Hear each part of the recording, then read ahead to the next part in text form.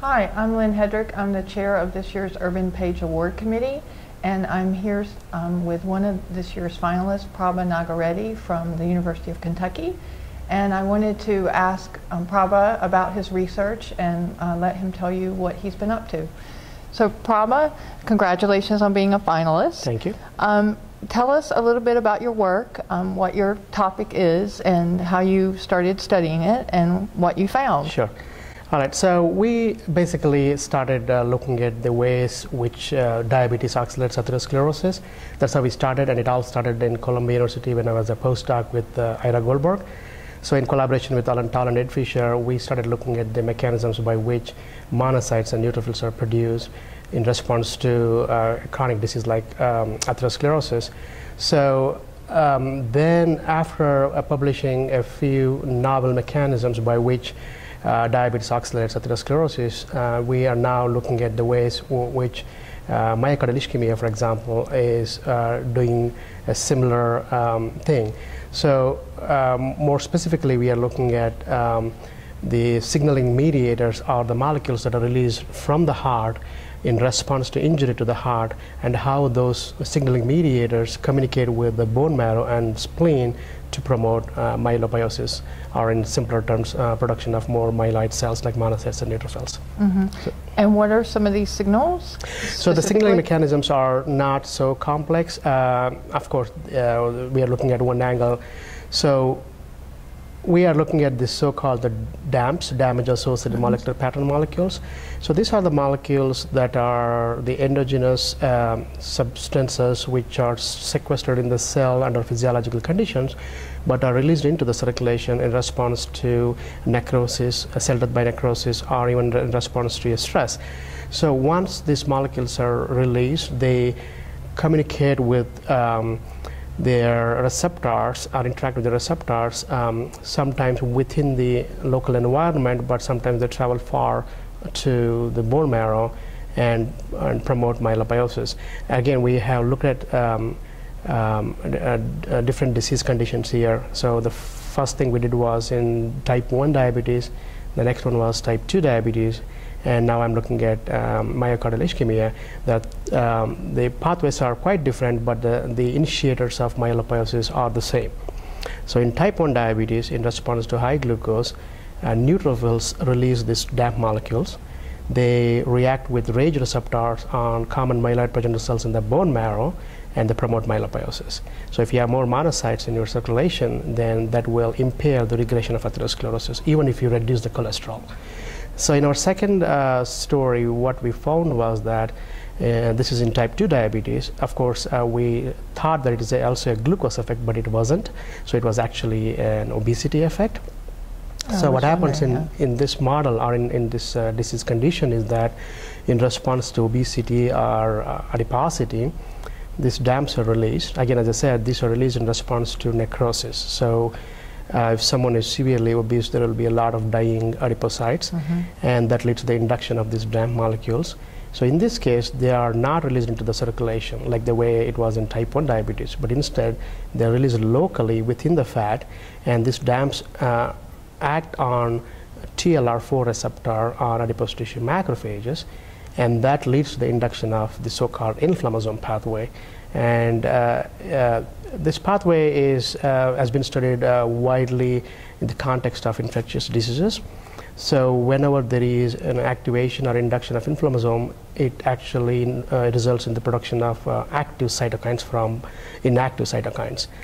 So in this model, so when these DAMPs act on TLR4, it not only induces inflammasome, but also releases, but also activates the inflammasome. So that leads to the production of more cytokines. The cytokines now turn on myelopoiesis. So that's the model 2. And myelopoiesis model in heart is very similar in terms of the substrates that are released, which is basically the DAMP molecules. And now they are I'm not sure if they are released into the circulation or act locally, but they do go up in the heart, mostly in neutrophils. And again, the inflammasome within the neutrophil is activated by those DAMP molecules, and it turns on myelopoiesis both in the bone marrow and spleen. And in this case, this would be, say, after myocardial infarction or some type of damage to the heart That's tissue. right. Okay. Yes, so we induce a myocardial infarction by permanently ligating the left anterior descending coronary artery, and within hours you see the infiltration of blood neutrophils into the area of damage, and those neutrophils gets primed by those DAMP molecules released by dying fibroblasts, and that's the triggering mechanism of myelopoiesis. So in the myocardial infarction model, are the receptors the same or different that the DAMPs are They seem recognizing? to act through the same receptor, TLR4. Okay. But again, activation of inflammasome needs two signals. Signal 1, which is usually the DAMPs.